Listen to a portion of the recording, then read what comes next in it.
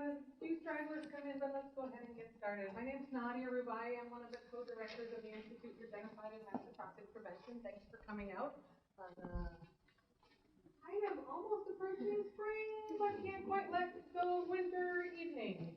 But at least it's light this hour, so we can be thankful for that. Before we start, since this is a presentation and a program that is connected to the Institute for Genocide and Mass Atrocity Prevention, I want to take a moment to acknowledge that we are on lands that historically were indigenous lands of the Onondaga Nation, and that group of people were victims of a genocide in our history, so it can help us kind of put that in context. The Institute, as many of you know, has academic programs, but also has programs designed to link academics and practitioners. And one of those programs is what we have tonight as part of our Practitioner in Residence series.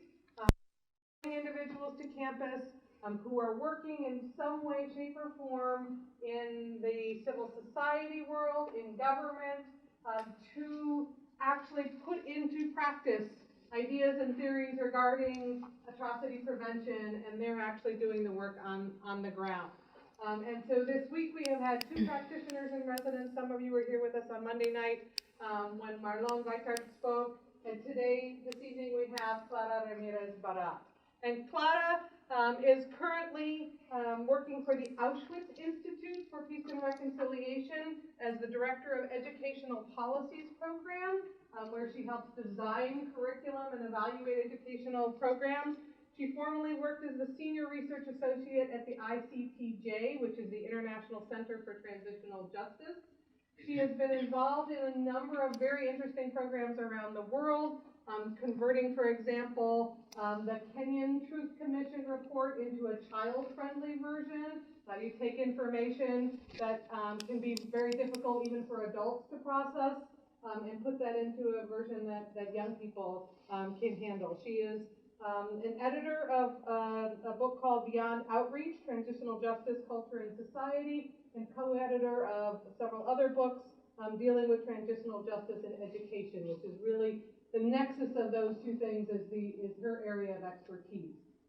Dr. Ramirez Barat has a PhD from Universidad Carlos III in Spain, and a master's degree in philosophy from Columbia University. And so we're really excited to have her here today, and she's going to share with us some of her work and take questions from you after that. So thank you. There is a sign-up sheet going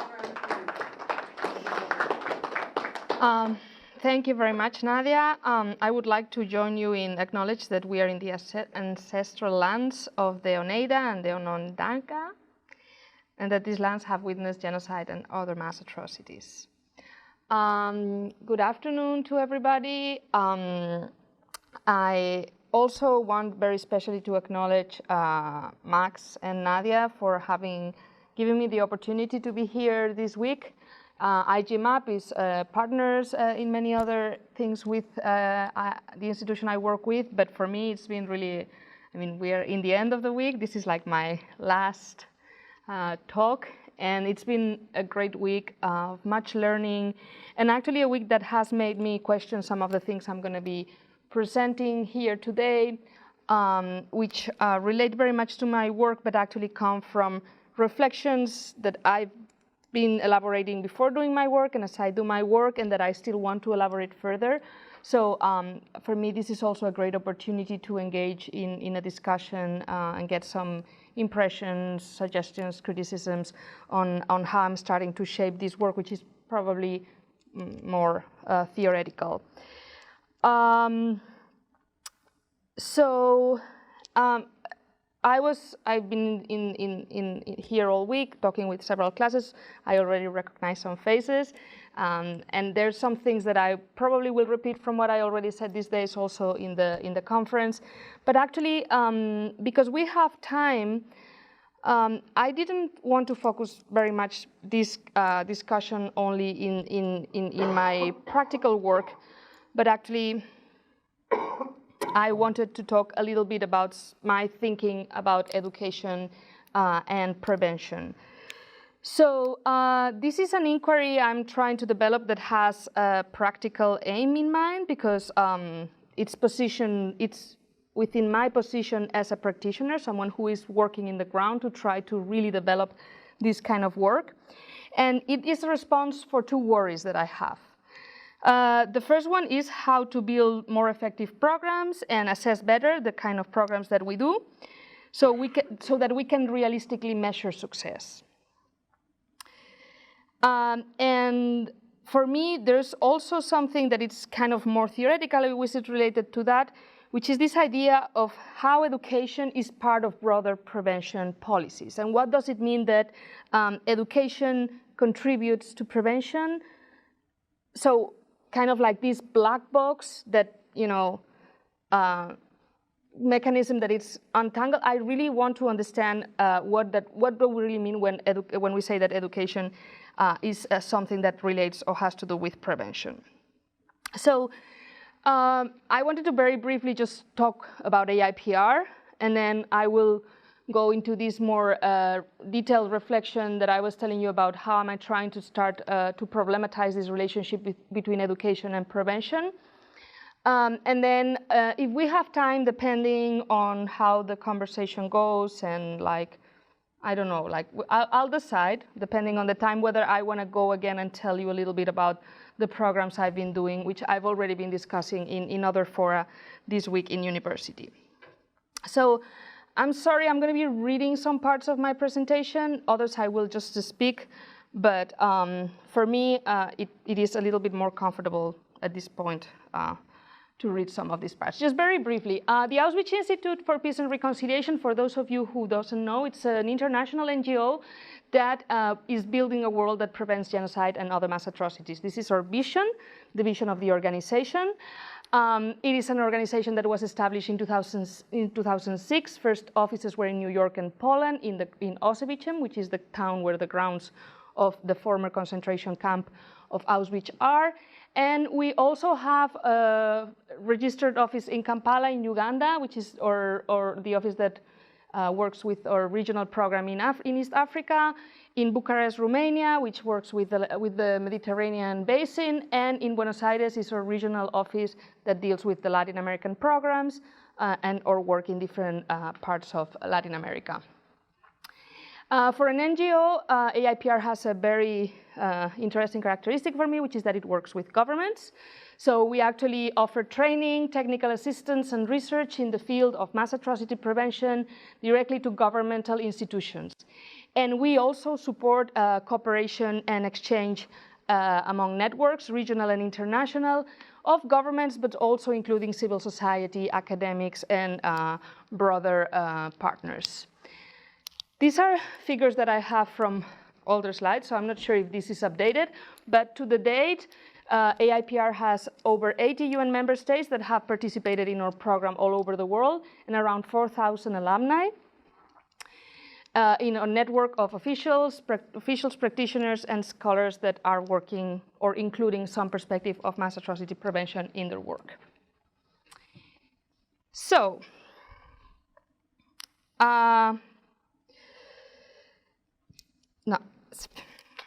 education, broadly understood as the intergenerational transmission of knowledge, values, and skills, can play an important role in mass atrocity prevention. While genocide and mass atrocity prevention is a complex and multi-layered undertaking, it is widely acknowledged that the most effective preventive policies should be implemented in early stages by focusing primarily not on operational short and medium terms of courses of action, but investing in long-term structural prevention efforts. Consolidated research on the antecedents of genocide and mass atrocity shows that many of the prevalent risk factors that we study in this field can be present decades even before a mass atrocity episode takes place. These factors not only need to be addressed in a sufficiently advanced manner, but they also demand the design and implementation of a specific and adequate long-term strategies that can effectively contribute to their mitigation and amelioration. So this is also a characteristic that comes with AIPR, which is that we actually believe that the best way to do preventive work is looking into these longer-term prevention courses of action. There's more options, there's less risks, and there's also more possibility of success. So genocide studies have been developing in recent years, and I think it's been even more recent that we've seen that much of the focus of this field has been concentrated in the idea of prevention. I like to use this quote, which is the Genocide Prevention Task Force. It's in one of the reports, which is basically what encompasses the belief of those who work in this field, which may be given as a given, but it's actually a statement. Preventing genocide is an achievable goal. Genocide is not the inevitable result of ancient hatreds or irrational leaders. There are ways to recognize its signs and symptoms and viable options to prevent it at every turn if we are committed and prepared. Genocide is a goal that can be achieved with the right blueprint. This is, this is, of course, a wish or like a desirable end, but it's also a statement. It's a belief of those who devote efforts to do this work. The idea that, that genocide is not something that just occurs from day to the night and no one can really know when this is going to happen and nothing can be done for it to be alleviated, but that actually there's things that can be done. A comparative study on genocide and mass atrocity understands genocide as a process that takes a long time to unfold and not as an outcome of a process. And that is not possible, only to identify a series of risk factors that need to be targeted. And that is possible to identify a series of risk factors that need to be targeted by reducing them or promoting resilient factors instead, and put in place early warning systems and long-term strategies, but also thinking of it as a continuum. And there is, in this sense, what we talk about, the continuum of prevention strategies, which is also something that has been very much developed in this field of research, which talks about 3 different times to do prevention work, also in this idea of the process that, as a matter of fact, is a continuum. So when we talk about primary or upstream prevention, we're talking of the before, much earlier before that these things happen. And the work in prevention focuses in analyzing risk factors and warning signs and promoting and protecting civil rights, human rights, rule of law, everything that has to do with creating more resilient societies.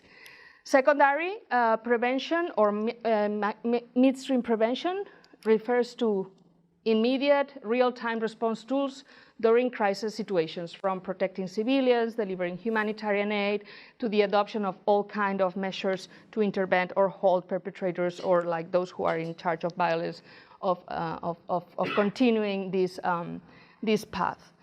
And finally, we talk about tertiary or downstream prevention, which refers to those efforts that seek to recover and rebuild societies in post-atrocity contexts. So this mainly refers to transitional justice, but of course, probably also broader sets of post-conflict rebuilding interventions. And this is kind of a continuum that can be also understood as a circle. If there's something that genocide and mass atrocity prevention research has shown and demonstrated in many different cases, is that one of the most relevant risk factors for a genocide to happen is that another genocide has happened in the past. So it's one of the most telling risk factors that we know exist. So when thinking about, so as we say, the work that AIPR does mainly focuses in this primary, and as I was discussing with Nadia, also very much this, to the extent that it also becomes up there. And this is exactly where education work happens. There's no point of doing education work as a secondary prevention tool, because it is too late to educate when things are already in a situation of war. So when thinking about early and sensitive policy options, it is funny, for me it's funny, because then reality seems to be a little bit different. Education is often considered among the first and most effective strategies towards prevention. And we have many documents. So, for example, the 2013 report on responsibility to protect, it states that education can promote tolerance and understanding of the value of diversity, changing the behavior, attitudes, and the perceptions of young people, can contribute to creating a society that is resilient to atrocity crimes. The World Human Rights Program of OCHRC, the Office of the High Commissioner for Human Rights, also claims that human rights education contributes to the long-term prevention of human rights abuses and violent conflicts, the promotion of equality and sustainable development, and the enhancement of participation in decision-making processes within a democratic system. Last but not least, the new Sustainable Development Framework, goal number 4. We had in the previous goals of the millennium, there was access to education as one of the development goals. Now we're in the Sustainable Development Framework. We're talking about quality education, because why do you want to bring people to school if they learn terrible things? So there is this a little bit more sophisticated understanding, and has this idea that learners need to learn several skills for the development of sustainable lifestyle, human rights, gender equality, promotion of a culture of peace and non-violence, whatever that is, global citizenship, and appreciation for cultural diversity. So, okay, let me see, because I'm not sure where, okay. So recognizing this important role that education plays in the field of mass atrocity prevention, as you can see in these quotes, there's numerous efforts that have been carried all over the world, as a matter of fact, many NGOs and ministries of education, all over the world, to use education as means to raise awareness of past and present genocides, problematize the relationship between past patterns of abuse and current discrimination practices, and strengthen a culture of human rights and democratic citizenship among the younger generations. Whether incorporated in the state official education system, or through school-based or out-of-school-based non-formal education programs and projects like weekend workshops, summer camps, seminar clubs, many programs oriented towards similar goals have been developed within the fields of Holocaust education, peace education, moral education, human rights and citizenship education, moral development education, or even history or social sciences, to name a few.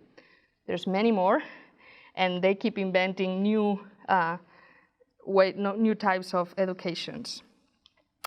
While there is positive data regarding the potential impact of this type of educative interventions and the effect they have on individual systems of beliefs in terms of developing students' awareness about human rights topics and discrimination practices, or increasing their general political literacy and critical thinking skills, mass atrocity, it's a complex social phenomenon. Indeed, the connection between education and prevention should be carefully considered. In spite of how attractive the idea that knowing the traumatic past will contribute to prevent it from happening again, so this idea that those who know the past, they will never repeat it, or how convincing it may seem that learning the values that underpin a culture of peace will reproduce more peaceful societies, the truth is that promoting acquisition of knowledge, values, and skills among younger generations alone cannot fulfill such a demanding task. I was just hearing, it was Bolsonaro the other day that was in Yad Vashem, and he visited the Holocaust Museum, is because we were talking about all the wonderful things that Bolsonaro said the other day. And one of the things he said is that those who forget his past are condemned in this future. Like, I mean,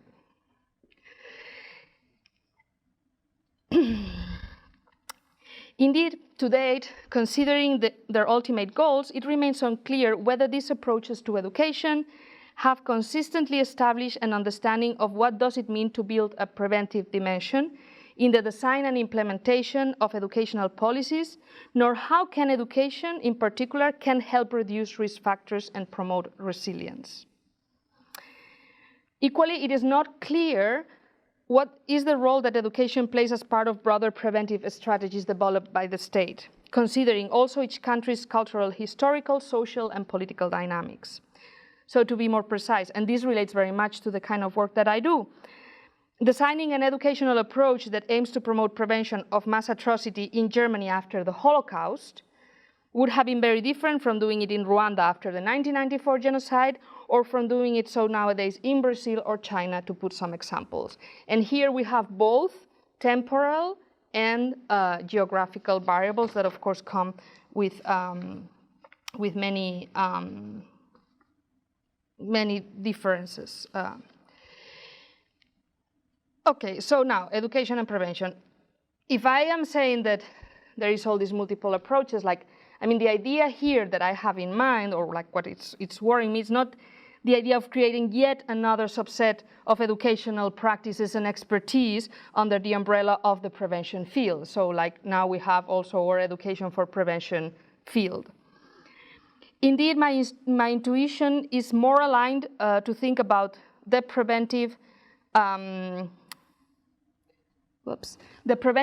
whether education has a preventing function, what that would entail, and how we can maximize that function.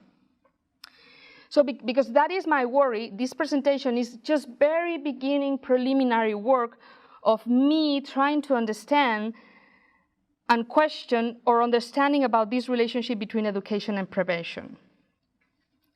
And again, still very preliminary, there is like trying to tackle some of these issues from a theoretical perspective, but at the end of the day, there's also a practical aim in mind, because at the end of the day, my work is practical in nature, and what I want to do is be able to work designing more thoughtful interventions in this field.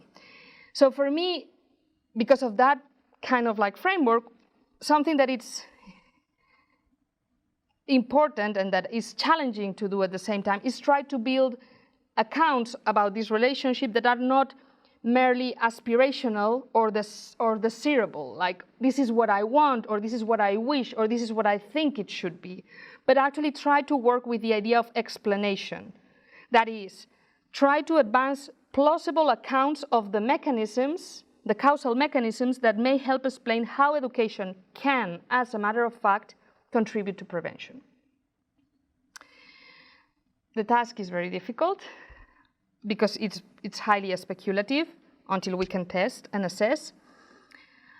And also because there is two things that I think are important when we think about prevention and education and prevention. So the first one is that it is very difficult to know that something has been prevented. Like if something didn't happen, we don't know if it didn't happen because we prevented it, or it just didn't happen because it didn't happen.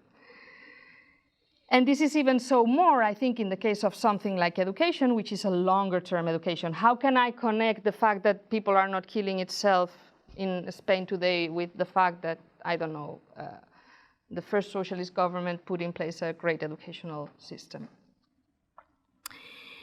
And also, and thinking about all these types of education frameworks I was talking to you,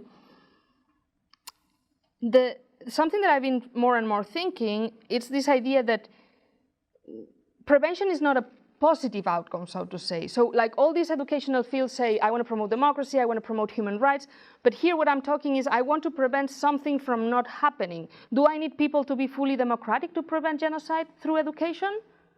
Maybe not. So, like in terms of thinking in these causal terms, it seems to me that it may be more difficult. So,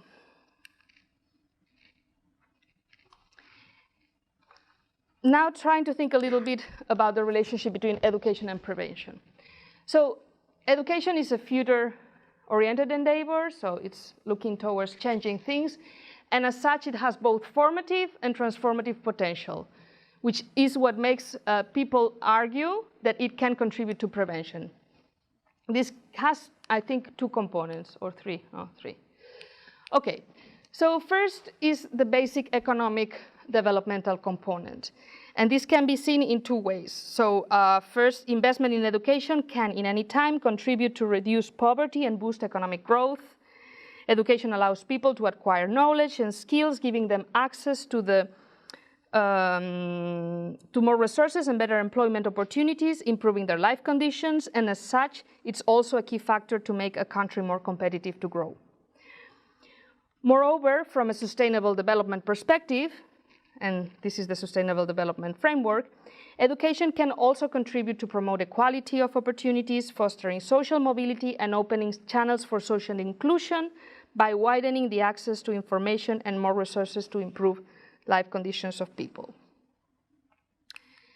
In a second manner, which is the one we normally think more about, education has this capacity to positively influence social values and norms through the implementations of policies or frameworks that are designed precisely to strengthen a culture of democratic and peaceful coexistence. By educating students on different topics, such as the role of tolerance and respect for in plural societies, the importance of social responsibility and solidarity, or by providing young people with tools to recognize social conflict and help them solve such conflict in non-violent, constructive ways, educational policies can contribute to further reinforce productive civic behaviors. And finally, there is another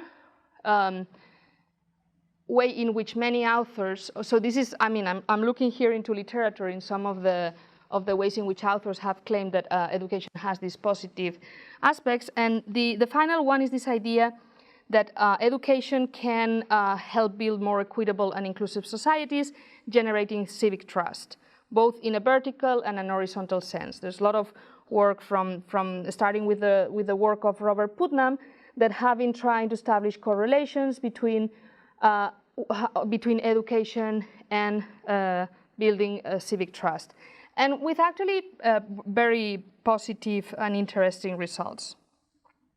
There is first this idea of what does it entail for citizens in a country to have a government that cares about education and that provides opportunity for everybody to access to a competitive educational system that build that legitimation of the state. I mean, we know that health and education are among the most valued social services in many different contexts and situations, but also in the horizontal level, this idea of John Dewey that a school is like a community, and how the possibility of this space in which different groups and different people will have to live together and build more inclusive and diverse societies. Okay. So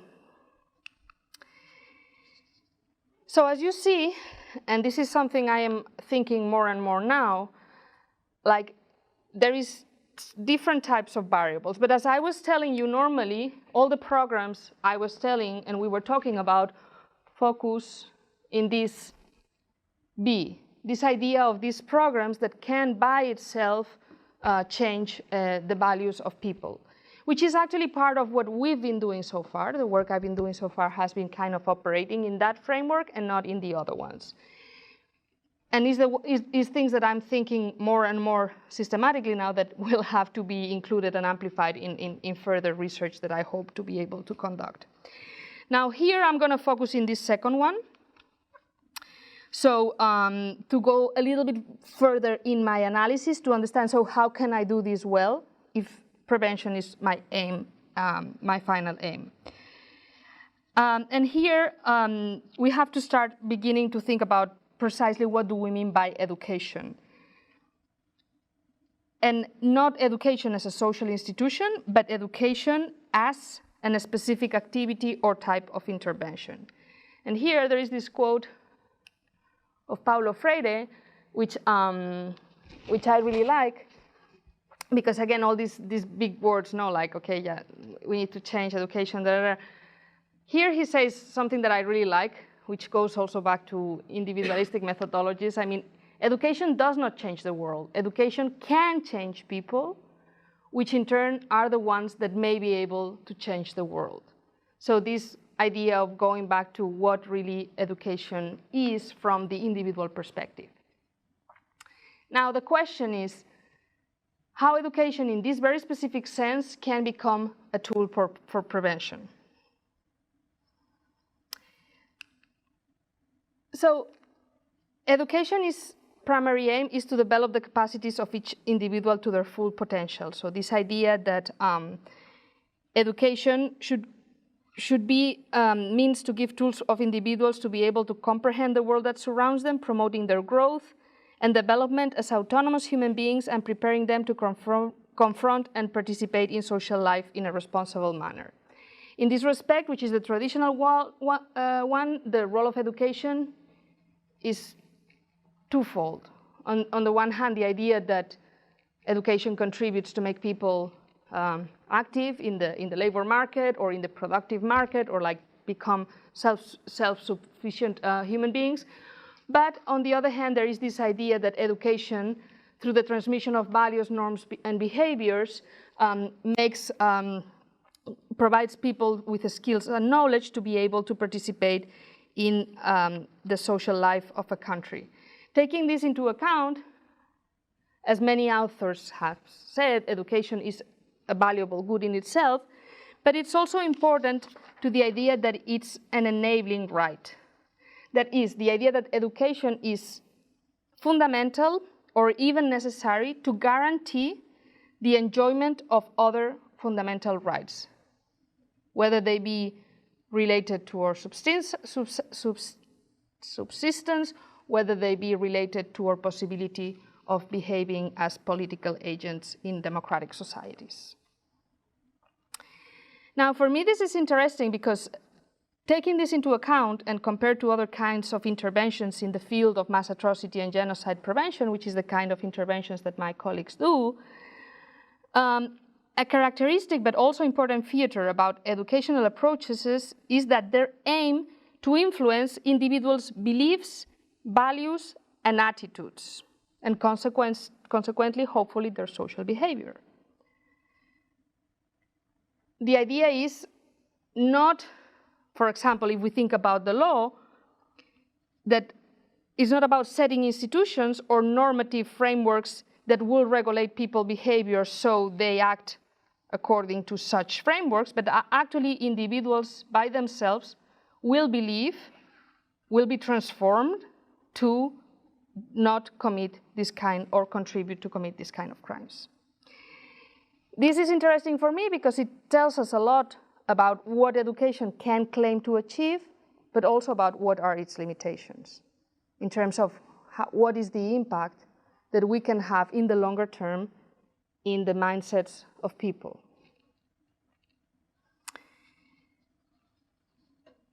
One step further, educational approaches understand that the attainment of democracy and peace is not merely something that happens at the institutional and normative levels, but rather that it's also something that requires cultural change. So again, the idea, of course, we can discuss what comes before and whether it's the egg or the chicken, but the idea that it is not, you're not only going to build this kind of societies looking into structures. And I'm saying this because this is also very much related to the kind of work that I see it's being done over and over and over again, and how like we start putting in place transitional justice measures that are completely disconnected to the culture or the reality of the people that actually these institutions belong to. So the idea that building a stronger and more resilient societies from this perspective passes by promoting the existence of a more prepared and critical citizenry that will participate in public life in different manners. Indeed, and as articulated by many different educational programs all over the world, the hope of this kind of interventions is that through educations, individuals will become more positive contributors of the workings of society by, among other things, complying the law, voting for the right people, or at least those who doesn't hold views that may lead to war and atrocity, holding their government into account when necessary, showing collaborative and solidarity dispositions, and or finally participating actively as citizens while claiming for their rights. So all these ideas in which these behaviors can be complex and also different, and of course, like, not necessarily one person has to take them to do them all. I mean, there's many ways in which we can be engaged citizenships. Now, while a more complex, and this is another complexity, a more complex explanatory account of how education can contribute to prevention will need to further consider how the change in individuals' values, attitudes, and behaviors will, in aggregate terms, because we're trying to change individuals, so how this will look in the aggregate, and how this aggregation will contribute to build societies which can better confront the risks of mass atrocity and genocide. So if we want to look into this perspective, like the first thing we have to think is how education does really transform people's beliefs. And for me, again, this is important because I am finally getting to this point I wanted to kind of get when I'm thinking in like microcosmo programming. What are the possible explanations behind this relation that can help us understand how we can build better programming? I've tentatively been thinking in three ways in which I think this link can be established or can be articulated, which is work in progress, and there may be others, or there may be, these are not, or some of these are conflated. But anyway, let's go through them.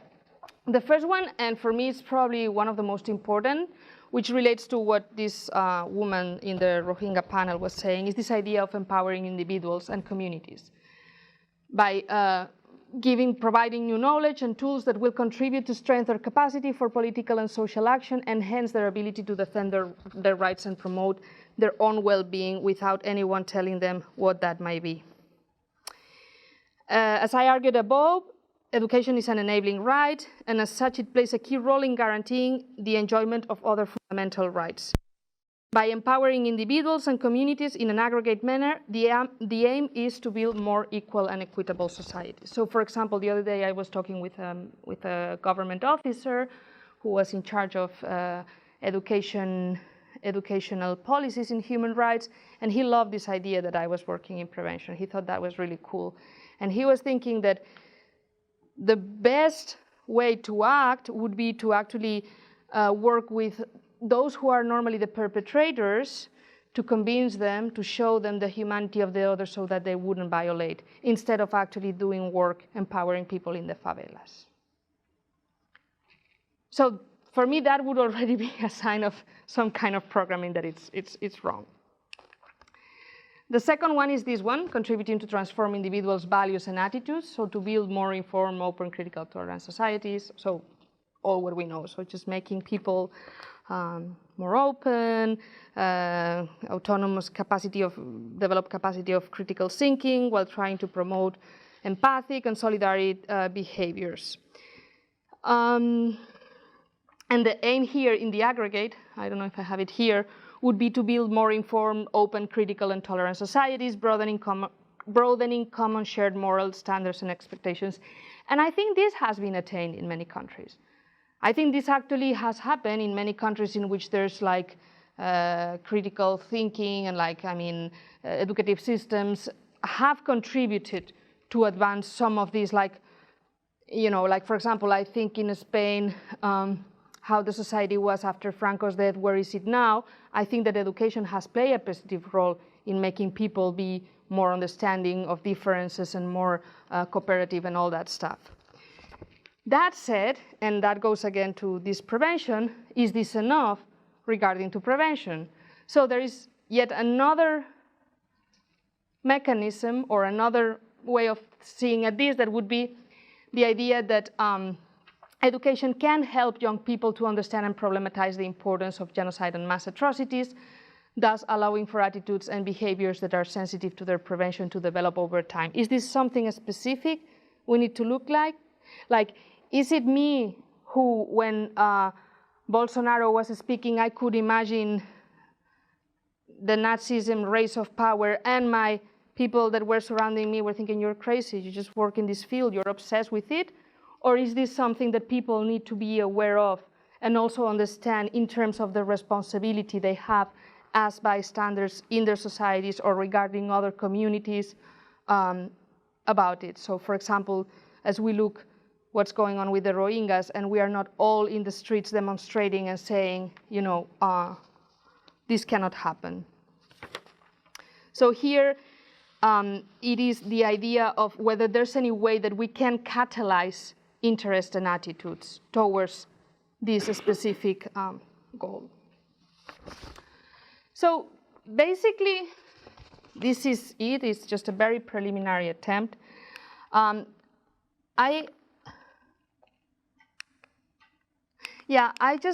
For me, this reflection, I don't know whether, again, if it comes before or later, because I haven't, I've been doing this after doing my work, so it's not like a research that I've started. So there's some of these ideas that I already had in mind, but now going a little bit into the practical field, and I think I'm just going to leave it here. I'm not going to show the work we are doing. The beginning of this reflection for me has some implications in practice for the work of organizations as AIPR are trying to do in the field. And as I already mentioned, this work is a still open reflection, and I'm trying to better understand how to do better programming by understanding how the programming I am trying to do should really work. And because also it's relevant for this reflection, I would very briefly like to consider some variables that educative programs in practice will have to consider to be more effective, that eventually would lead me later to discuss a little bit our work, but I'm not going to get into there because there's no time. So the idea is first to begin thinking about what is that we have or we want to prevent, and this goes back to factors, to contextual factors, but also thinking in risk factors and factors that promote resilience. Taking a mass atrocity prevention lens, which are these factors that are relevant in each and a specific case, so that we are better to articulate our objectives and aims when we try to do this work.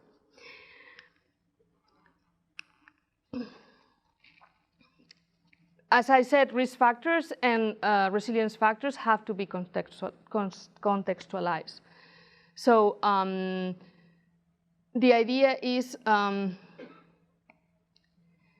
thinking or taking seriously the context in which such programs are to be developed, and so to ensure that they are really relevant to the particular needs of different societies. And this seems like something very straightforward, but I've seen so many programming by international organizations that I could give you names that have a blueprint of how societies all over the world need to learn about peace and culture of peace and education, that it's scary. There's no reflection. Everybody says education is very important, but no one wants to contribute to education or give money to education. Everybody says that context is important, but then people just go to places and do whatever they think is best for these places. There is also a lot of thinking that needs to be done, I think, in the area of pedagogy, which relates also to that, some of those causal concerns, which is also something that keeps evolving because societies keep evolving and the problems keep evolving. Like, for example, now something that for me is very relevant and we've been discussing in some of these classrooms is how these new media, social media interactions for younger people that have learned to develop their skills in this context will underplay in their democratic citizenship. So the idea that we need to develop methodologies that translate educational programs in real learning experiences for children and youth, and that also recognized to start the right that young people has to begin with, so that what they learn is relevant to their potential and not to what we believe they should learn. Another problem or thing we need to take into account is this long-term endeavor. And for me, this is also important because all these 1 week program, I'm going to do this program that is going to last for 2 days.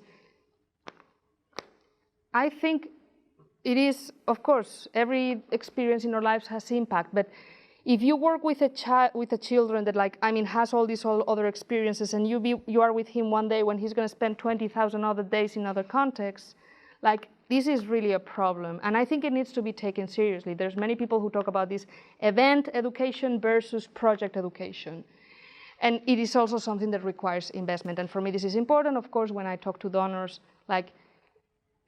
really, you have to think For example, the project you were talking about yesterday. I was part of this project. She was telling about a project in Ivory Coast, which was a way of trying to include young people in the in the transitional justice context, in a terrible transitional justice context, because there was no political will. I think it's been a complete failure. So to give them their own voice, to craft their own report. There was a lot of investment. The kids got all the money to do this UNICEF report. That was amazing because it's there. They created this NGO. This NGO doesn't exist anymore. So, I mean, it is good. They have to create this NGO, but they have to also think how this is going to be sustainable over time to really have this impact. And I keep seeing that over and over and over and over again. And finally, and for me this is very important, educational interventions need to be also understood within broader sets of policies of genocide and mass atrocity prevention, which also brings me back to the thinking that I really need to start thinking further about structural inequalities and other risk factors that will probably have correlations with the influence that education may have, or that are also very much related to education. And I'm sorry if I made this a very theoretical intervention, because you were all thinking that I was going to show you a cool video that I have. But for me, actually, it's a great opportunity, and I haven't been able to think about this in a while. So thank you. And you will take questions. I will take all the questions that you want, and criticisms and comments and everything. I want to ask you a follow-up question to what I asked you at the conference. This time I want you to not just talk about the El Salvador or Brazil programs, but what you think in this, in terms of your experience, and as you're thinking about this now, what do you think needs to be distinct in either content or pedagogy when we're trying to bring prevention into a K-12 primary, secondary, or tertiary educational context? Mm-hmm. Is it different, or is it the same thing, but like every other topic, you take it to a more advanced level, more sophisticated level, or is there something different about how prevention should look in those different levels? In the different levels. Of education. So I'm not sure I'm understanding. So like primary with the little ones, with the well, I actually think, and this is something I want to do a lot of research about, that would be very helpful to think in psychological terms, to look into moral development, moral psychology, and see, how. I'm also a philosopher, so I'm also passionate about philosophy of mind and how we have our beliefs and what is there and what is not there. So in order to try to understand what are the things you have to nurture at a certain age, so that at certain other age, this learning will be something that comes together with what has happened before, no? And that it's actually something that it's a process that unfolds in a natural manner. For what I've seen, like something that in my experience in working in Latin America, going to lots of sites of memory, which are the ones that work more with children and students, there's always a lack of methodologies to deal with these topics with the little ones. And like, okay, so how to explain, like 5 years old about disappeared, or like, I mean, even there's this issue in the Holocaust Museum, DC, there is this Daniel's story, which is like kind of a child-friendly version of the Holocaust. So the question is whether this is something we should be really doing, or whether should be just teaching kids about cooperation basic skills and emotional capacity of Buddhism, this, and then just really, what is the point for a 5-year-old kid to know maybe some things that may actually cause more fear? But I really don't know. I think this is something that we should research more, but I definitely think it's a continuum that needs to be looked into. So I have a question specifically about secondary education, not the little ones and not higher education, but that vital sort of moment of secondary education. Can you just tell us a little bit about how your thoughts about working with state partners when state control of secondary education curriculum may be super politicized. Yeah, no, that's the problem. So, I mean, we had we had a Rwandan guest last week, and he spent, and some of you were here, and so he spent a certain amount of time talking about how you cannot teach the Rwandan genocide in Rwanda. This seems to be considering how almost universal the state is in supervising, to one degree or another, both the content of secondary school education, but also the pedagogy. How do you as a practitioner and how does AAPR deal with the number of post-atrocity states where the state is not going to be a very good partner to you necessarily in these kinds of well-intentioned, in these kinds of really, sort of prevention-forward kind of steps? No, I mean, that is actually, I don't think that we could, I'm going to rephrase it. Maybe yes. Okay, so this is a tricky situation for AIPR to be in, like working with governments. There's some governments with which you can work really well. They just have common goals, and we just work together and develop things. There's other governments with which it's more difficult to work, or just impossible. I know that there's places in which we haven't been able to even encounter an entry point. For me, this is specifically telling, and I've been talking in some of the classrooms, because I think it's something we don't pay enough attention, and that I learned when I was doing this transitional justice and education work, is that actually education is something that all these authoritarian states are very aware and willing to take control on the first day. And I don't think democratic states are at equal level in taking seriously the role education plays in building a democratic citizenship. Whereas Goebbels had it very clear, Apartheid South Africa had it very clear, Franco had it very clear, Bolsonaro had it very clear. I mean, one of the first things they are just like really taking into the agenda is this trying to control the Ministry of Education. They are so incompetent that they are not doing it. That's what I was thinking of. Yeah, at least we are safe for the time being. So, but that also goes to general party politics, which I think would be maybe the situation in the States or in Spain. I think education has to get out of the realm of party politics. And there has to be a common ground, even if that common ground is like el mínimo común denominador, which is like lower still, but at least that, because every time that you change government, you change policies, and then you change pedagogical books, and guess who? Who has to change the books, the teaching methods? Is a teacher. So you are actually intervening in a system in a perverse manner for the most practical reasons. Of course, it's difficult, but I think these are things that need to be more and more clearly established, that there's some things that need to be a state policy. And then you have to open the ground for more democratic fora, which is what we do when we bring people together to discuss about what education should look like. There's some places in which there's not going to be room to do that. And then the question for an organization as AIPR, because I know someone who did a project like the one in Kenya, in Rwanda. They started collaborating. They thought they were talking the same language. Obviously, it was not, because the Rwandan government has a very authoritarian project in mind in respect of how to understand the criticism and this idea of multiple history, They were not willing to take it. So my question, if I ever find myself having or wanting to work in Rwanda, is whether maybe I think, well, maybe I shouldn't get there, but maybe there's something that they are not going to feel so uncomfortable doing that may help for someone who comes after me to do something a little bit more risky, or some teachers that want to change things there. So that is things that you have to be very strategic in a case-to-case basis. And sometimes it may require compromises. Some other times it may require saying, no, I cannot work here.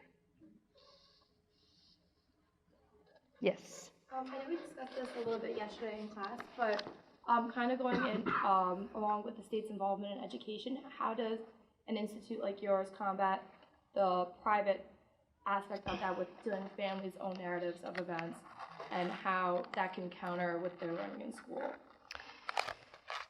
Yeah, that's actually a tricky one, because, as I was telling you, like, normally, because we work with, like, educational authorities, I kind of transfer that responsibility to them, because at the end of the day, there's already a public understanding of, like, the kids are going to school, and there's all these kind of like frameworks in mind that, you know, should protect that. And it's not me that I'm behaving as myself, but I'm actually trying to work with the governments that has this framework. But in the case of Brazil, that we did this project in schools,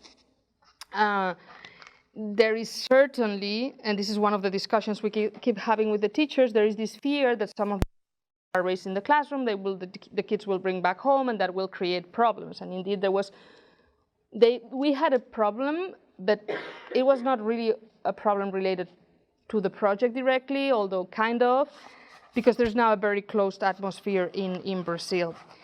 Again, here, like what I'm trying to do is to build in a space with the teachers in which I work, that they are backed by the school administrators, that they are backed by the authorities with which I work, and by the legislative, the frameworks, that they wouldn't be put into harm. Like on a personal disruptive lessons, well, I think education has to disrupt. Because, you know, that's why I don't believe, like there's this discussion now in Brazil that parents have the right to decide the education of their kids, and there's this discussion to say, no, the communists say that the kids is for the state, and the others, no, the kid is for the father. No, the kid is an individual, an autonomous individual that is going to live in a society in which he's going to encounter very difficult situations or very different situations, and he needs to have a chance to be able to understand that. May I move further in this discussion, because one of the comments I would like to do as well. Yeah. Because I think that you approach education basically considering as a relationship between state school, and students.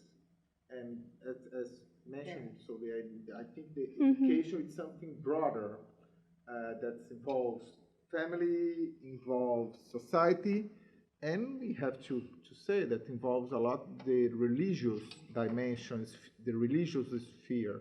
And we know that churches play a strong role in this educational process. So I'm just, I have no idea, but I think, well, if it's possible that just approaching this stricto sensu educational process, considering the relation, what's the contents and how the contents is given in a school, even if it's transversal, may be enough without approaching at the same time these other dimensions, the other stakeholders that are involved in the educational process.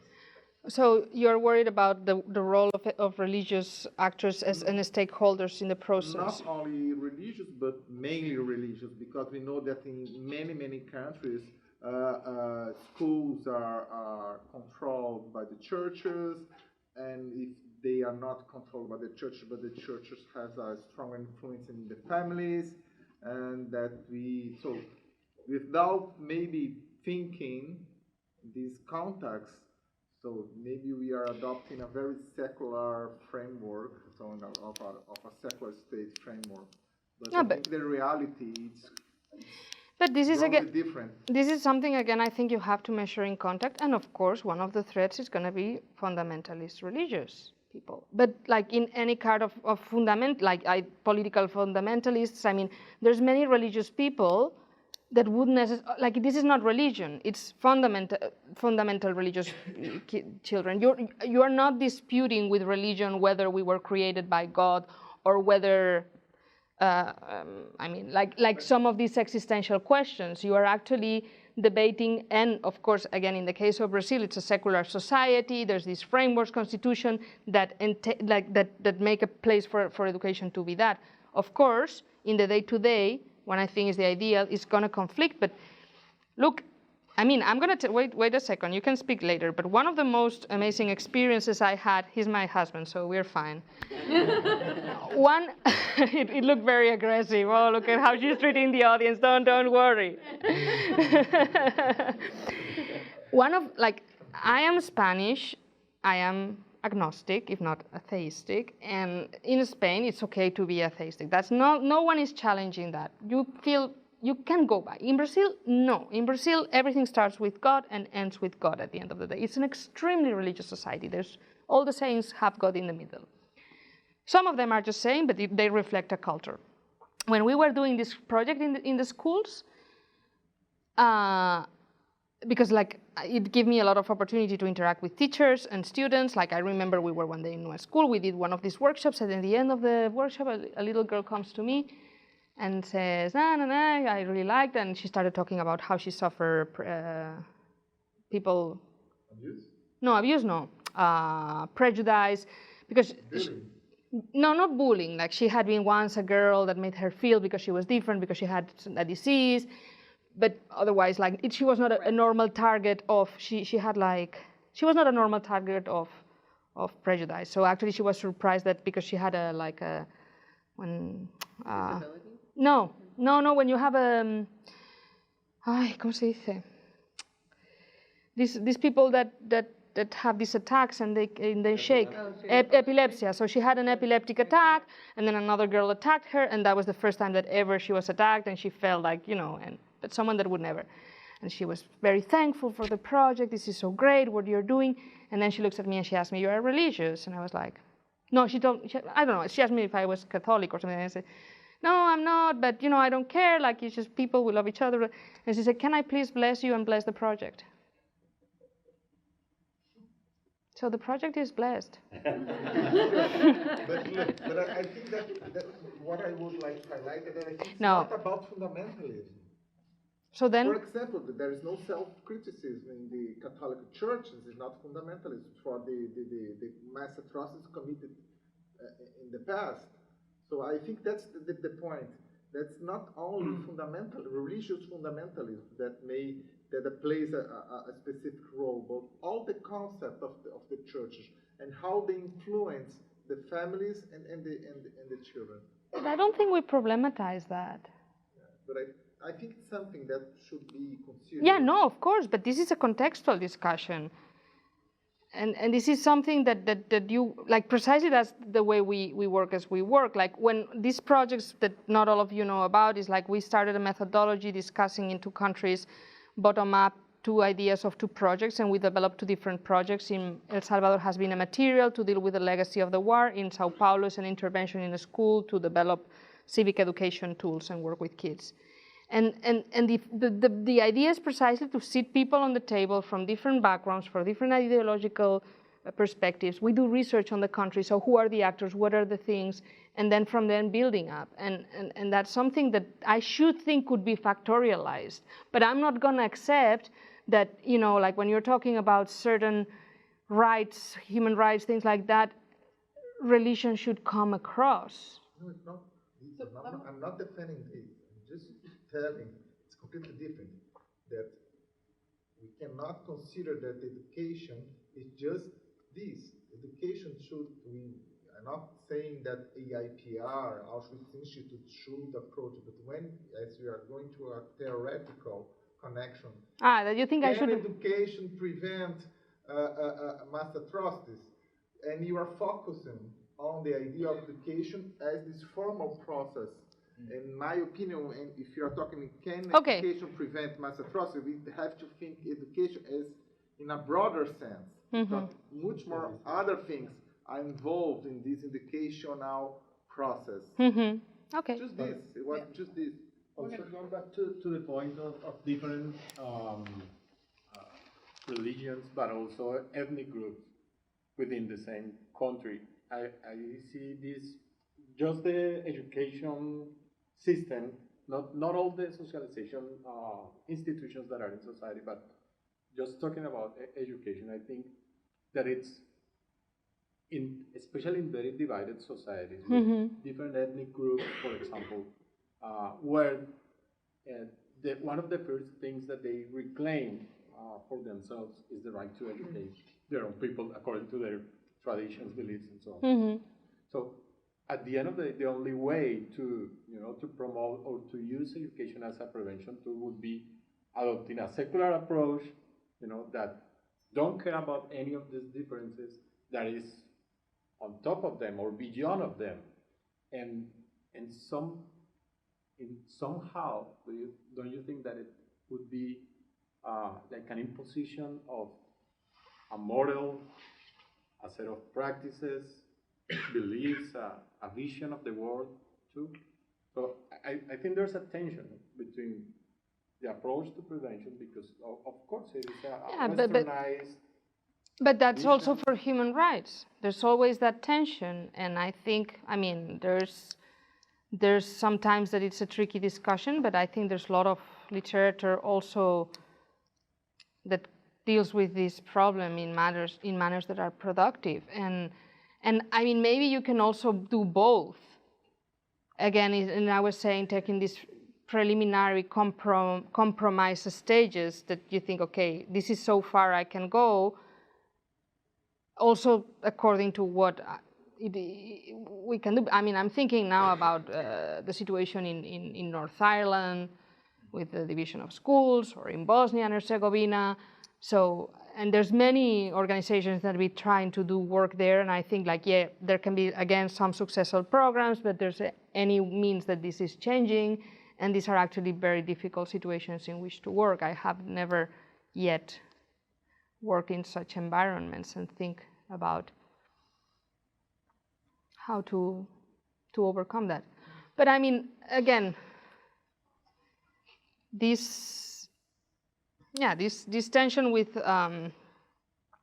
like imposing or not imposing, I think we can overcome it in different manners. I don't think it's like a non-go zone. Yes. Yes. You did, however, earlier acknowledge that your goal in many cases involved disruption. You used that word, disruptive.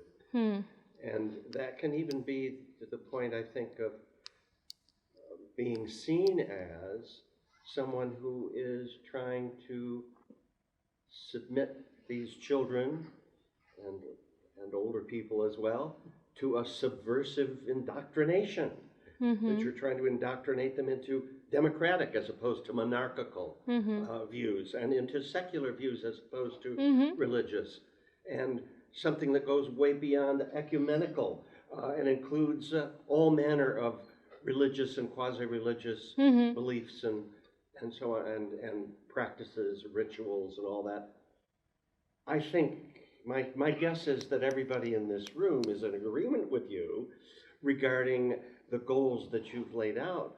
But the fear I would have is that in the societies that are most at risk for the mass atrocities you're talking about and the genocide are the ones that are going to be the most resistant to a subversive re-indoctrination. I'd have to call it re-indoctrination, because the kids have already been indoctrinated by their parents and perhaps by the state or the church or other institutions in the society. Even businesses can get involved in it by saying that, you know, we have different categories of workers, the well-paid and the ill-paid, and you're the ill-paid. And that people can buy into this whole structural reality of their society and become gradually more and more resentful of it and target individuals and groups in the end. And it's in the group case that we're concerned, where they target a whole ethnic group or other defined social entity, and, as you will, as a target of atrocity.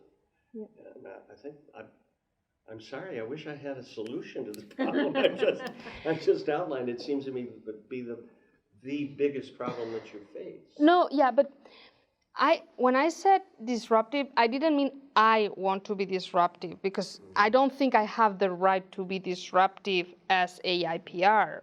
I say that education has to be disruptive. Like, for me, the idea of education, and here I'm also drawing into a lot of theoretical thinking of what the goals of education, from Rousseau to Kant to Dewey, Montessori, and all these theories about. I guess what I'm saying is these people think they're already educated, but into something you don't believe. No. Yeah. But that's also why I say I completely agree with that. And again, this is more of a practical contextual issue in regards to what would be my situation as an NGO that comes from outside. And that's precisely why we actually operate the way we operate.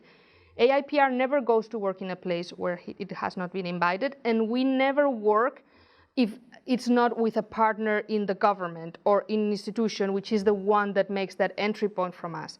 with that background, we then establish a forum of, like, in Brazil, we talk with 100 people. In El Salvador, we talk with 35 people to build with these people these projects, precisely because we believe, and I believe what you're saying, and I'm taking it seriously to the end. And the only conditions we put in this dialogue is that it has to be a project that relates to prevention, because that's what we do. We are not like, I mean, that's what I do. I can say I give up other things, but that one is like my mission. That's what I do, and we're not shy about it. We tell it everybody. And the other one is that it has to be something that can become a public policy, so that it's something that the state or some governmental institution will take, because AIPR is not in the condition to support this forever. But of course, like in some contexts, this is going to be a problem. We're always going to find partners, and I also try very hard to get partners that are not just ideologically on my side, but to include a bigger conversation, because as I said, I believe education shouldn't be a party game, because what is at stake is the education of young people and their right to education, and that's what I take more seriously. So, and I also think that in these very extreme contexts, like, I mean, Brazil is becoming crazy, but as I said, education work is not probably the most efficient yet, or no, or yes, I don't know. Like I have my doubts. Like the question is whether we should educate upstream for people when are in crisis situation to be able to be resilient. I'm also not sure about that. But in like these very difficult contexts, the role of education has to be probably much more modest, I would say. Yes. My question is about long-term endeavor. Should we combine the preventing education with the traditional courses and provide some trainings to the teachers, or should we set up a totally new course for the preventing education? And if we should set up a new course for the preventing education, then do we need professional teachers and traditional courses? My intuition is that no. That we don't need that we shouldn't need that. Like what I was saying, I don't want to create another discipline. You know, I want to try to really understand that function of education as preventive, and that's why I say context matters, factors matters, because it is something that actually depends in different moments of life, and so it's actually how we can incorporate this in our educational thinking in a much more systematic manner than just saying, I do a peace project here, I do a little bit of democracy here, and whether that's something that we can do, maybe not. Maybe not. Like, you know, the program has been like going for 4 years. I have time to think when I'm not working, like, I don't know, two weeks per year. So, no, I'm kidding. But I don't think we should invent something new. I think it's about really tackling in a contextual manner what does it mean in different contexts to try to build more resilient societies. How can I'm sure that teachers are qualified? That's, for me, that's my big worry. And this is, again, money. Like, for me, I think that the key of the system, if there was like, if I had like the willingness to operate in an educational system and say, okay, choose what you want to change, what would be your priority? Just teachers, pay, capacity, and actually their status in society. Something that I really don't understand is how can we value so much more a guy that kicks the goal, a ball, that a guy that actually is responsible for our children and for the future of them. Like, you know, you leave your kids with teachers all day, and we just think, everybody can be a teacher, and, you know, like, these people get paid. I mean, for me, like, we pay those positions that we value, and I think that's something that could be planned from. It's a question of political prioritization and political will. Thanks for your presentation. I really like the idea of education being the tool to promote moral values and everything in the society. But again, I mean, echoing your question, like, how would you really define education in a society where different kinds of versions of definition exist? Definitions of what education is. Yeah. Like in South Asia, a farmer can say that I teach my kids farming, that's education. Or a mosque leader can say that I teach Quran to my kids, that's education. And again, like the Nobel laureate Rabindranath Tagore was not, the person who had the formal education through different institutions. But do we have the capacity to say that he is not educated, but he won the Nobel Prize in Literature? Mm-hmm. So this is I think, one of the biggest problems in having education or defining education as one of the important tools to prevent mass atrocity. No, yes, of course, you're right, and I haven't had yet the chance to work in Southeast Asia, and I know, like, culturally there's many differences, as it happens with every society, but like this is not denying anything of that. This is just focusing on how to design policies with authorities that have competence on education, that are willing to engage with us in that conversation, and how we can help them fulfill that role. I am not questioning about, what is the other, because when we talk about education, there's like formal education, there is non-formal education, which is out-school programs, religious groups, and all that stuff, and then there's informal education, which has to do with culture, with what your father taught you, so there is all these different components in the life of a kid. That's also why I'm saying, what is the capacity of this formal structure to actually have a longer-term influence when there's many other factors that enter in the picture, and legitimately so. Many of the things I learned, I didn't learn in the school, and I don't think that anyone, like, I know many people that have PhDs or 20 PhDs, and I would just don't give them not only a Nobel Peace, but neither a cake, because so that's an idea that, from Socrates' times, we gave up this idea that knowledge makes good people. But so, yes, and it's again also what he was saying, and I see this, and actually I hadn't seen it as clear as you are articulating it, and it's actually helping me to try to also factorialize all these dimensions in a more clear manner, and actually that's what makes me very happy to have made this presentation and not just talk to you about the programs I do, because that's when we can discuss these issues. Thank you. Also, this is my third time seeing you, Eric, and I see you. I was very familiar. Thank you. I have a question about, I guess a lot of the education that 21st century kind of gets is like out of the classroom, particularly on the internet and through social media. And given like the recent fiasco about Facebook in Myanmar and those issues with social media, how has the Oxford Institute kind of contended with the other narratives that social media and alternative voices are kind of bringing to the educational system? We haven't had the opportunity to do this. This is something that it's an ongoing internal conversation. Also, the Auschwitz Institute is not an organization that has a very outspoken public voice, because we work with government, so we kind of try to be more, just not to put our work at risk. This Facebook is something that there's conversations there. For me, thinking in education, it's actually something that I have very clear, and we've developed in the work in Brazil. In Brazil, there's this new field of education which is called educommunication, which is precisely to teach children and young people to understand how to use social media, how to understand fake news and all that, which is something that now probably should be mandatory to study in all schools in many countries, no? Because we're seeing that this is something that is definitely having a lot of effects. That was not a worry when we were young, because that didn't even exist, no? So there's a lot of people that are thinking in this line, and I think this is going to be more and more seriously taken in the future. They say that in 2050, no, it was even less, like in, 5 years, there's going to be more fake news outside in the media, in the internet, than real news. Of course, I'm sure that there will still be a way of differentiating the outlets, and the sources, but.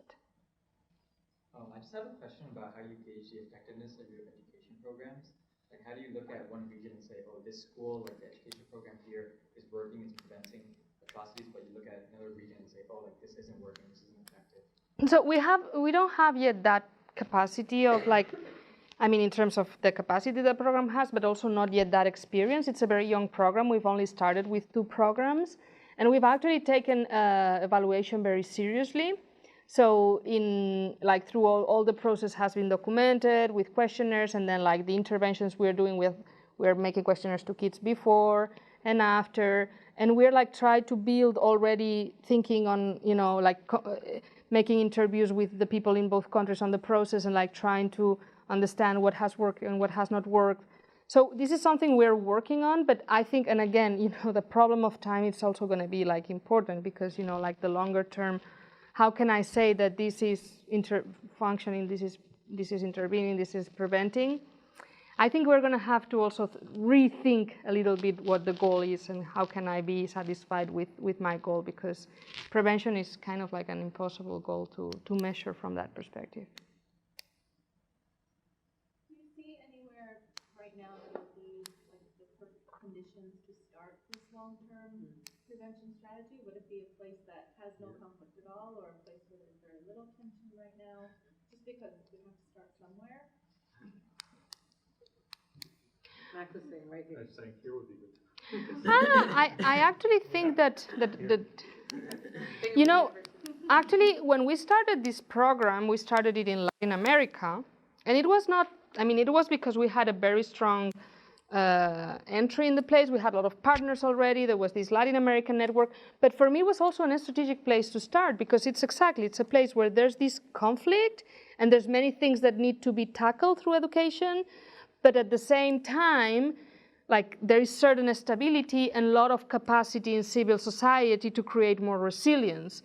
So I thought it was a safe place to start working with having some possibilities of success, yet also a place in which it was relevant for us to work because, like, I mean, I think about working in the States or working in other places, and I think that considering my not my responsibility, but like, you know, that I'm going to be more helpful if I work in places that are less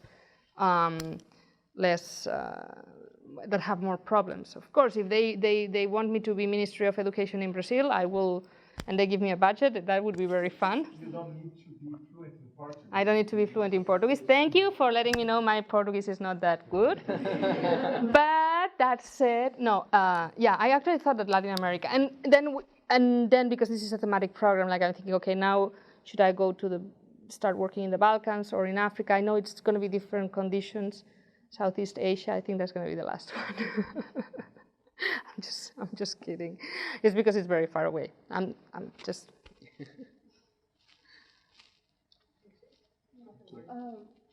So something about this day is very morbid in a sense, and I apologize. And I always want us to answer this. So I know that your goal is educating young ones, which I think is a brilliant goal. I mean, for being in the United States, I've seen how not being educated in those ways has terrible effects. Something I worry about, because we talked about other factors from parents to religion to government, is that those who get educated, those who challenge atrocities, stuff that happens, are those who get targeted. Yeah. You know, we see that in Argentina, we see that in a lot of places. So is there a way we can protect these students or somehow educate parents or educate? And I know that's very hard because when you try and challenge something that has been embedded for centuries, you know, obviously terrible things happen when you question it. Yeah, no, that's actually something that I've felt a lot, especially when I was working in transitional justice and education, and we started working with children, and there it was also about promoting truth-seeking. I mean, education was another step, and actually we thought that working with schools was more safe in terms of like then, you know, channeling this. But yes, no, to tell people, oh, kids, you have to challenge your society, you have to, and then what?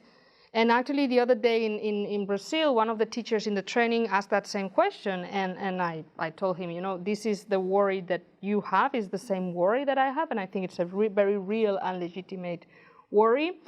I have a partial solution or response to that, which is ongoing because it's something that I do take very seriously. The first thing I told that teacher, and again, this is about what education means, and of course that can also be put into question in the sense of creating autonomous individuals that think by themselves and that can be self-sufficient. All of us remember a teacher that took us to a place in which we started thinking things differently, and normally we look at that person with respect or with cherish. The other thing, so this is just like more kind of what I was talking to that teacher. But I actually think also something that for me it's very important, and that it's also some of the criticism I have for some of these programs, is that you shouldn't, these things don't have to tell people you have to do that, or the only way to be a good citizen is to actually confront.